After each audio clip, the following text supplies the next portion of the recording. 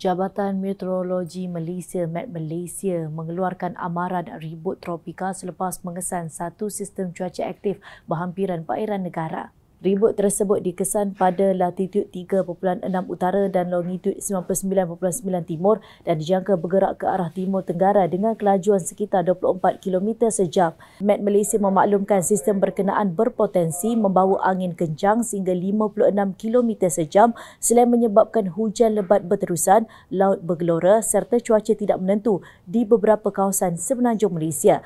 Keadaan itu dijangka memberi impak besar kepada penduduk di kawasan pantai, nelayan, pengguna bot kecil dan komuniti yang tinggal di kawasan berisiko banjir. Sehubungan itu, orang ramai disaran mengambil langkah berwaspada dan membuat persediaan awal bagi menghadapi kemungkinan berlakunya banjir kilat, tanah runtuh serta gangguan terhadap aktiviti harian.